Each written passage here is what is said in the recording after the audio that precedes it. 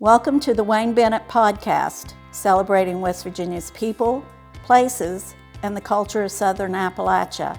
Now here's your host, Wayne Bennett. Welcome to the Wayne Bennett Podcast. This is episode number 44, and I'd like to give a shout out to Jim Kirby up in Fairmont. He grew up with me, played a little baseball together, and he was checking us out this past weekend. We'd give a shout out to Jim, and today got a buddy stopped by, and he's going to talk to us a little bit. Gary Fauber. Welcome, Gary. Hey, Wayne. How you doing? I'm doing great. And Gary is the sports editor at the Beckley-Register Herald. And how long have you been there? I've been there this August. Actually, made 25 years. Started there just as a part-time employee, and just kind of worked my way up. Some things worked out where I was able to get a full-time position, and I've been there ever since. Now, you came from Montgomery, didn't you? I sure did, yeah. I came from Fayette County, born and bred. I started writing at the Montgomery Herald when I was in high school. I was 14 years old. Covered a couple of local high schools and West Virginia Tech when they were in Montgomery, obviously. Did that for a while. Got out of it for a couple of years while I was in college, and then got out of college, needed a job. I had some contacts at the Beckley newspaper and got in. And, definitely it wasn't my plan at that time to still be here 25 years later, but that's what God does. He puts you where He wants you. When you went to college, what did you study in college? I actually got a degree in history and government. I really didn't necessarily know what I wanted to do right out of high school, but I knew that I really enjoyed history and being around the history professors and just enjoying learning that. I really had designs on being a history professor in college. That's what I wanted to do. But like I said, life takes in different directions. Well, now when you were growing up in Montgomery, tell us a little bit about your early life. You said you worked when you was 14 years old. I did, yeah. Were you doing sports? Yeah, sports. I didn't do anything news wise or anything like that. It was just strictly, mostly game coverage. And Montgomery Herald was a weekly newspaper, so basically I pick out a game each week to cover, and then kind of round up the rest of the action. That unfolded as the week went on. But just growing up in Montgomery, I was just a normal kid. Just went out and played with my friends, and I was one of those weird kids. I actually enjoyed going to school and being around my friends and everything. Yeah. Did you play any sports in school? I actually played tennis. Not a lot of people know that. Most people who know me as a big baseball fan and now wrestling fan. But I actually played tennis in high school and wasn't great. But I was first seed on my team my senior year, and just had a good time doing that. Now, was this Valley High School? Valley High School, yes. And, yes. When did Montgomery and when did they make Valley High School? Valley, I believe, I want to say 1980 was the first year. 80, 81, I believe, was the first year of Valley High School. Yeah. Now, I know the football coach, Benny Hopkins, was down there for a long time. And, yes. Then they, I guess when they consolidated with Oak Hill, some of those kids went to Oak Hill, and I think a few of them went down the river, didn't they? Some went to Riverside, and then some, as you said, Oak Hill, and there were some I think even went to Midland Trail. So yeah, they really spread out there. That's definitely strange. That Fayette County at one time has 7 high schools, now down to 3. Yeah. I know. Back in the old days, there was a high school almost on every block. Yeah, it seemed like it. Yes, and that's a huge county. From Meadow Bridge over down to Valley. Yes. That's almost a whole different culture. Right. And you mentioned professional wrestling. How did you get involved? How did you get interested in that? I'll tell you what, the first memory I have of professional wrestling, we were just sitting at home one day. I was 7 years old and flipping through channels. We didn't have remote control back then, so Mom was up there turning channels, and all of a sudden, boom, there's TBS. We had never gotten TBS before, and all of a sudden it was there, and professional wrestling was on. And my mom, of all people, would start telling me stories about the old Saturday Night Wrestling on WOAY, and I was hooked. So from that point, and I don't watch it as much as I used to, but I still try to keep up with it as much as I can. But so much of my childhood, a lot of my memories were around professional wrestling. Well, my youngest son, he's 41 years old, and he's really into it. He still watches it and follows it. And when he was younger, we didn't discourage it at all. And he would tape everything he could tape and watch it over and over and over again. Yeah. But then I started coming home, and he would be dressed in a suit with a tennis racket and Jim Cornette. And he did that. We took pictures of him. We bought him wrestlers and rings and let him. Then as he got older, he became a pretty expert on it. And I actually had some of adults was calling talking wrestling to him, and he could answer most of the questions. And when he got married, he had this one wrestling doll that he wrestled around with all the time. We didn't know whether he was going to take that with him or not. Right. But he did, and I guess it worked out. But my experience, my mother used to watch Saturday Night Wrestling, and it'd make her so nervous, but she would watch it every Saturday. And of course, if the antenna was working exactly right on the TV, every once in a while we would get wrestling on Channel 8 in Madison Square Garden. There you go. And you had Bobo Brazil and Bruno Sammartino and those guys. Yes. And we didn't always get that. Sometimes the antenna wasn't working right, but we always got Channel 4. And it was big time. I mean, it made Shirley Love probably put him in a political office. Yeah, I think you're right. Yes. But I'll tell you, have you ever been to some of the live matches? I have. I've been to WCW Monday Nitro had a couple of shows, and I think it had 3, maybe 4 shows in Charleston. I went to probably 3 of those. Actually, that was my claim to fame among my friends. The first one they had, my brother and a friend of ours were on TV pretty much the whole night because we were on the camera. We were on the side directly across from the main TV camera. So we were on there the entire time. I actually found the video of one of the matches on YouTube last year and showed my son. I said, "Hey, look, see who that guy is?" He said, "Hey, that's you." Been to some of those. WCW actually had a pay-per-view in Charleston back in '99. Went to that, and WWF, which is WWE now, they had their Monday Night Raw was in Huntington. One of the first couple of years I was out here at Beckley newspapers. So with that, I've been a few of them. Had a good time with my friends, and it's a good time. When I was working at the Y, they had a show over here, and it would have had to have been around 1980, maybe 79 or 80, and that was before Ric Flair was really huge. Right. But they stayed at the Ramada Inn, and they called ahead of time, and they said there was one to come and work out at the Y before the show that night. Yeah. And I said, "Yeah, come on down," and we really didn't know who they were, and it was Arn Anderson, Ric Flair, the Iron Sheik, and Precious Paul Ellery. Right. Yeah. Yes. And they came down and rode in Ric Flair's Lincoln Continental. They parked in front of the Y, and when he came in, he had a Rolex watch, and he said, "Well, I can't leave this in the locker," and so we had to put it in the safe. Yeah. And they went down in the bottom weight room where the free weights were, and I went in and watched them. And Arn Anderson was kind of the head guy, and he put them through a workout. I mean, they went through a tremendous workout. Yeah. And then they came out and tried to play a little basketball. That was comical. And before it was all over with, though, Paul and Iron Sheik, they ended up in the swimming pool, and they put in a pretty good day. And then they had to wrestle. They were probably enemies that night, right? But they worked out. But nice guys. I mean, they really were. Every one of them was. And then I saw Ric Flair at a few of the middle school, junior high wrestling matches, and somebody said his son wrestled for Barbersville. I've never heard that.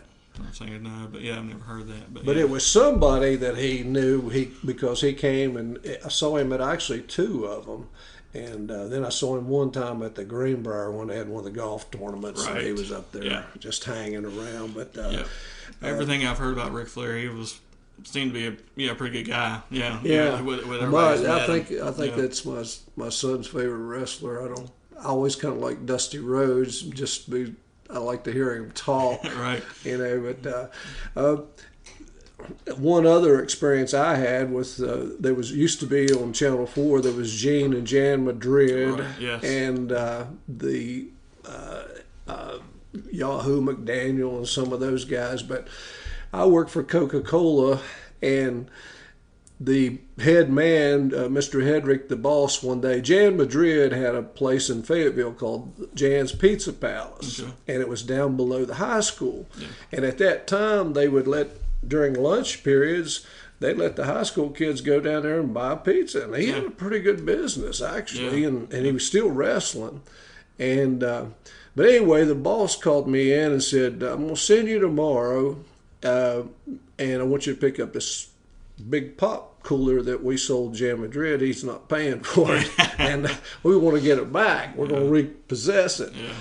And he said, if you have any trouble, just come on back. But he said, I think you can handle that. Well, man, I stayed up about half the night thinking, worried about going and repossessing this cooler.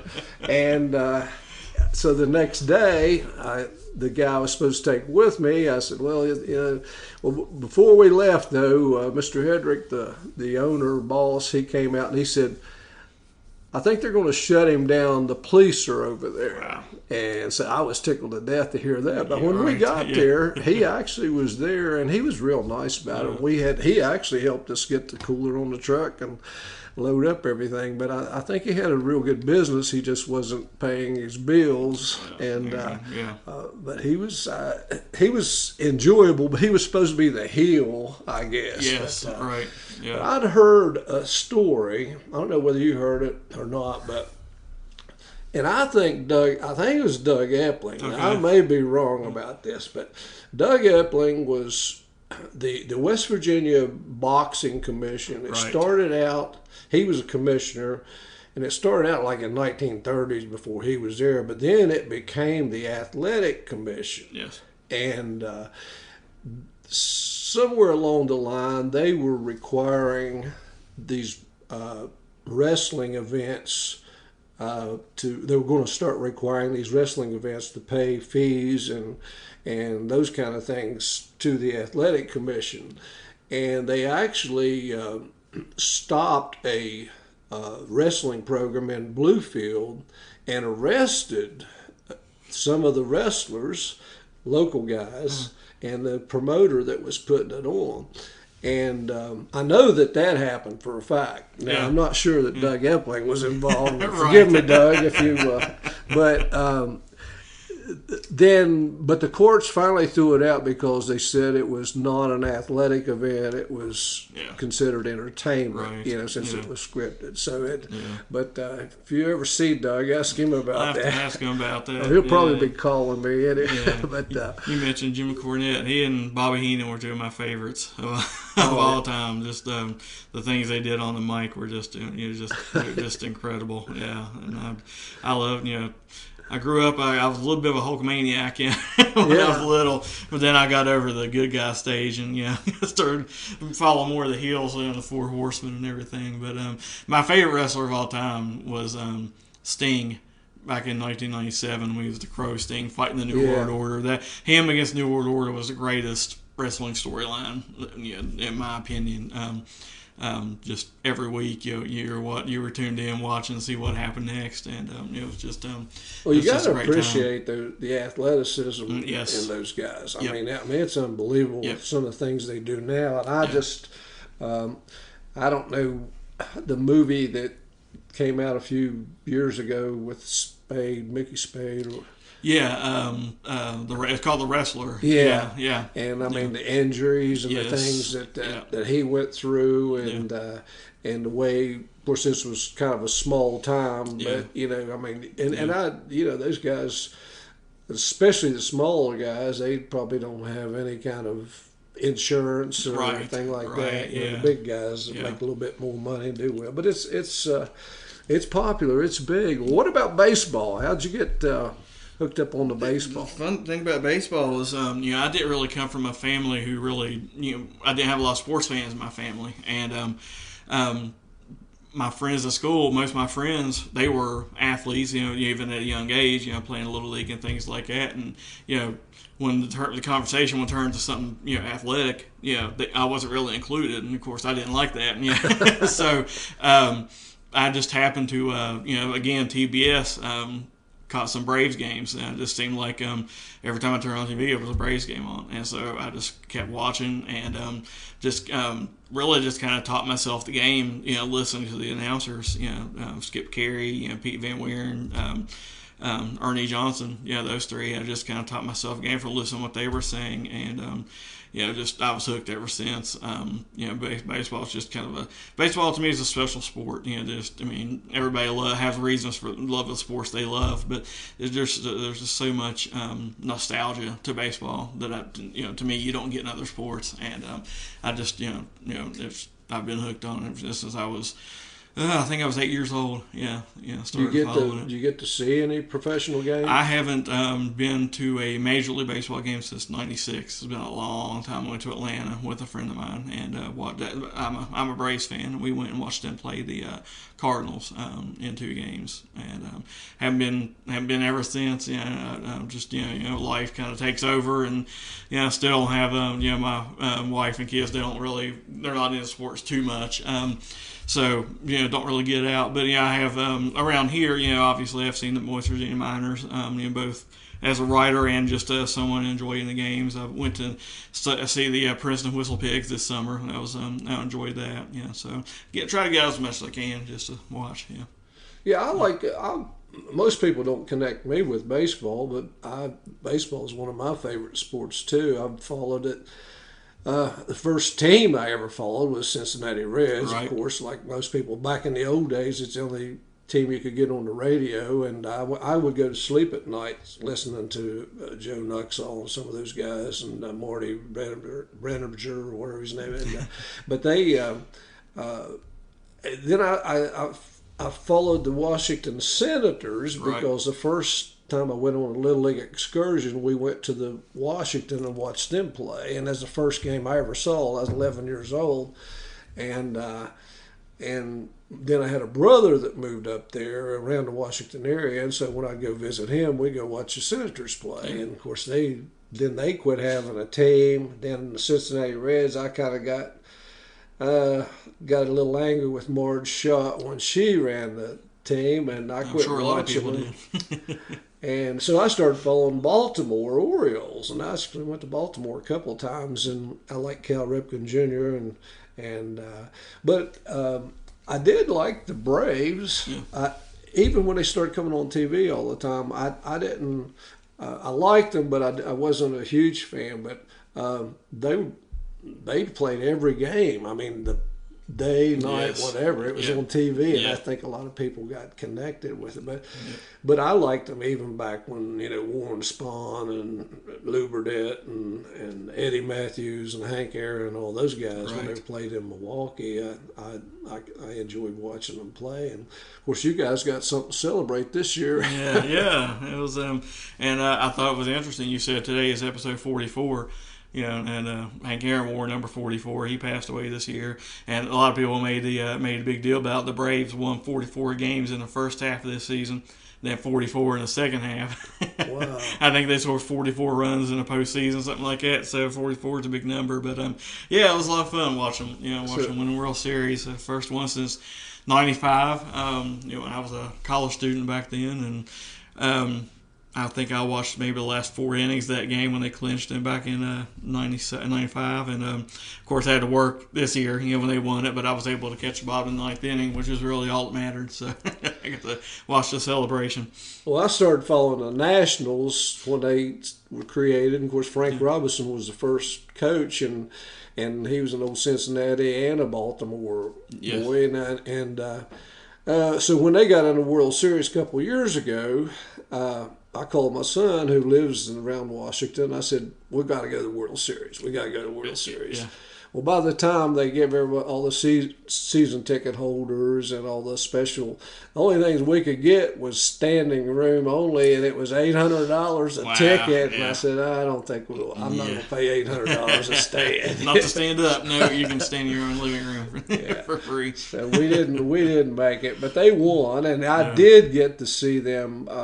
We were in Florida visiting my sister the next spring, and their first spring training game was against Houston, who they'd played against in the World Series. And so we went to that, and it was funny. There was almost 10,000 people at that game, right? And Washington won. Strasburg pitched, but as soon as that game was over, Major League Baseball discontinued because of the pandemic. I was wondering about that, And we were lucky. I mean, we were in Florida when the pandemic was halting everything, but we were lucky to see that one. But, I would love to go to a spring training game sometime, just to experience we're planning on going this February, and hopefully we can go. But and we're going to try to see the Mets and Marlins, St. Louis, and the Nationals if we can make it. But just we're not, you don't know for sure. Depends on what this variant does. But now, who was the sports editor when you started working at Beckley newspaper? Dave Morrison was. Yeah, he was, and he actually helped me get my first job at the Montgomery Herald, and so we knew each other through then, and he was there. He was there until 2012, and then he went up to Martinsburg, worked at Wheeling for a while. Now he's back down here, and he's actually he's helping me out now. He's freelancing for me and doing a great job, as everybody knew he would. He's one of the best out there. Yeah, he's everywhere, and actually. I saw him over at one of the Woodrow Wilson football practices, and it was one of the hottest days of the year, and he was sitting in a chair, and that's how this past weekend I gave a squeeze of the water bottle to his wife, Angie. I noticed that, yes. Because he... I talked to him a little bit, and I told him he was always good to me and everything, and I thanked him, and he said, well, you need to give us a squeeze of water bottle sometime. I said, we'll do that. We'll do that. But, Dave is an excellent writer. And he was an athlete at Valley. He was, He played basketball, football, and baseball, Did he? Yeah. Yep. Well, when did he graduate? I think he graduated, he was one of the first of the Valley, one of the first Valley graduates. I don't know if he graduated the first year. I don't want to say what year it was, but it was in early 80s. Yeah. Now, what do you think about in the sports world now? I mean, we're going to this younger generation is not a hard copy type. They're not interested as much in paper as I like to have a paper. When I'm reading a book, I like to turn pages. But the younger generation is not. Where do you think how are we going to end up here? I don't know. I mean, it's obviously we're in a different time, like you said. People just aren't. Like my son told me, cell phones is just a way of life for them. And things like that. That's what they're born in. Just like we were born into. Rotary telephones and TVs with no remote control. It's just part of what they know. So.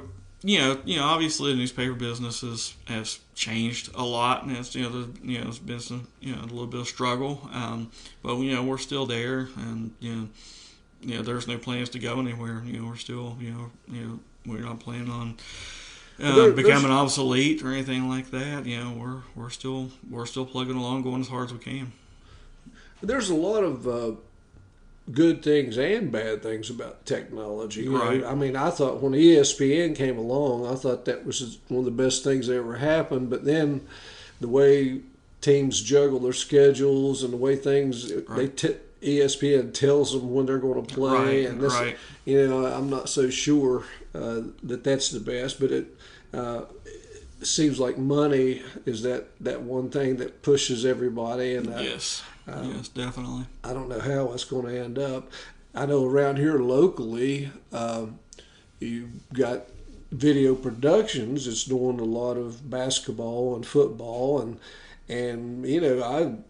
I kind of thank God, I get to, and they do a good job. I mean, the ones I've watched, I don't have to get out of the house, and really most of their stuff you don't have to pay for, and Right. they do it by selling ads. But it's kind of leery where we might be in a few years, but like you say, kids don't. I'm not sure they don't even have books hardly anymore at school. It's they rarely, you're right, they're usually using their iPads or even Chromebooks now, for their assignments. And I do have books. I know my son carries them home every single day. You should see his backpack. It's a wonder he doesn't have a bad back by now, because it carries everything in there. But yeah, definitely a different age. It's. Like you said, technology is good when it works, but if it goes down, we're so dependent on it now that when it goes down, it presents problems. Even the way we produce the newspaper. If we lose our internet, we're in hurt. World hurt. So. It's just a different day and age, but the key is you just have to adapt to it, and I know even my stories that I write or that somebody else writes for me, they go in the paper, but I make sure to get them posted on our website and social media and everything. So yeah. Tell us about your family. You mentioned your son. You got two sons, don't you? I have two sons and I have a daughter who's 20 years old. She goes to Marshall. She's a junior there. She just went back to Marshall yesterday. She was home for Thanksgiving. What's she studying? Psychology. She's going to get a bachelor in psychology and then go on from there. I think she wants to eventually be in the school systems, helping guidance, counseling, and things like that. But my oldest son, he just turned 17. He's a junior at Woodrow, and my youngest son, Patrick, is 11. He's in fifth grade at Crescent, and people may know him. He's on the John Howerton Honda commercials. Oh, is that your son? That's my son. Yes. Oh, yes. man. Yes. Oh, yeah. He's got a future. He's got. I don't know. He's got something in that field, I really think, because not necessarily acting, but he can just tell you all kinds of facts about different actors. I mean, people you wouldn't think an 11-year-old kid these days would know. He knows, what they did, what their background is, and everything like that. So he's definitely interested in things like that. He does a great job. Thank you. I didn't know that was your son. Yeah, he's having a natural. He's having a blast, man. It was funny. It happened by accident. But we were looking to get a new car, and not on that particular day. I wasn't even with them when it happened, but my wife was kind of shopping around. She had him with her, and they were at Howerton Honda and just looking. And Patrick, if you don't know him, he can talk to anybody. He just talks to anybody. Personable kid. He asked the salesman, "So are you John Howerton?" And he said, "No, but John's here. You want to talk to him?" And he said, "Yeah." And so he met John Howerton and told him, "Hey, I want to be at your next commercial." And that evening, my wife is she's friends with the lady who's the ad director at WOAY. She texted my wife and said, "Hey, Patrick's going to be on the next commercial," and just took off from there. Wow, so, that's great. Yeah. What, does your wife work or does she stay home? She works from home right now. She works for okay. UMWA Health and Retirement Funds, which basically she answers questions people have about the insurance and things of that nature. Yeah. Now, you've been around the sports for who's the best high school athlete you've seen live? I'd have to say Randy Moss right off the top. It was when I was at Montgomery Herald. I got to see him play at DuPont High School, and he was just you just knew about watching him. He wasn't like anybody else that you were watching. So definitely he was the best by far. But see some great ones. I mean, Seth McClung pitched for Greenbrier East. I liked watching him pitch. I remember him hitting a home run at Woodrow out to center field, and I don't think anybody ever saw the ball come down. Wow. It was at Woodrow baseball. whatever that building is out behind there, it may have reached that building. Yes, it was. So that's one of the legends. Randy Moss has been top of my list too, and I got to see him play 4 football games, and I was scouting for Woodrow 2 years, and when Woodrow was playing on Friday, I would go scout DuPont and South Charleston, and that's when South Charleston I think they had Coach Casto. They had some good teams, and I mean, you talking about. I watched them play 3 times, and I think South Charleston won 2 out of the 3 the years that I watched them. But Randy Moss, he kicked off, he received kicks, he punted, he caught passes, he threw passes, he ran, he did everything. Yeah. And it was unbelievable. And then I watched him play against Woodrow one year and play a little bit of basketball. I never saw Kurt Warner. Right. I met him a couple of times, but I never actually saw him play in high school. I watched him on TV a little bit, but those guys were something else, and both of them are doing well. And of course, there was no Adams. You kind of got about the wrestling. How do you did you volunteer to cover wrestling, or did you get thrown into it? I did not. Yeah, full disclosure, I was not happy about that when I got the assignment. It was just I've never been exposed to wrestling at all. Maybe I think you wrote about Mike Morrison in one of your columns. Yeah, he actually came to middle school when I was in 6th grade and tried to introduce our gym class to wrestling. I didn't necessarily. I never got into a match because I was so small that he was afraid to put me against anybody else. But that was the only exposure I had to it. And so when I don't know if you remember Anthony Hanshoe, who covered wrestling for us. Yeah. He left. He took on a job at Clarksburg up in the north, and so Dave Schwartz at the time had me take over wrestling, and I wasn't happy about it. I just didn't know anything about it. Slowly, I evolved, and I really started to enjoy it. Got to the point where I was really getting into it, and then Randall Jett came and worked for us, and I kind of handed it off to him for a while until he left, and then I took it back over again, and I really just fell in love with it, and just the main story from my perspective is, and like I said, I do enjoy. I've always, I eventually did start enjoying actually covering it, watching the matches, just appreciate what the guys do, because I know how hard they work, and the camaraderie they have, with other wrestlers from other teams. Obviously they want to win, but just the camaraderie to me just stood out above all of the sports. That's one of the things that I loved about it. But from my perspective, January 2015, I gave my life to Jesus, and it was right in the middle of wrestling season, and that's just the biggest moment in my life is when it happened. And so when we're in the middle of wrestling season, that's when I feel closer to God than I do any other time of the year. And so it's just always a very special time for me. When especially this week, we're going to start, with the Raider Rumble coming up on Friday. And it's just always a very, very special time for me. Yeah, that's great. And, well, it's evolved a lot, from the times when I first got involved with it. And I never had seen a wrestling match till I went out for wrestling in high school, and they didn't have youth or junior high or anything like that at the time. But it has evolved, and this area has been very competitive, and I think it's going to be more competitive coming up. There's a few of those schools that are shaping up now, and I love to see some of the guys that I coached, or see some of the guys that I saw come up through the ranks, and then they're giving back. That really kind of warms your heart. But, it does. Well, Gary, I hate to cut us off, but man, this has been fun. Time just flies. It doesn't feel like it at all. It feels like I just got here. You're going to have to come back and bring your son. We'd love to talk. We wouldn't be able to get a word in edgewise.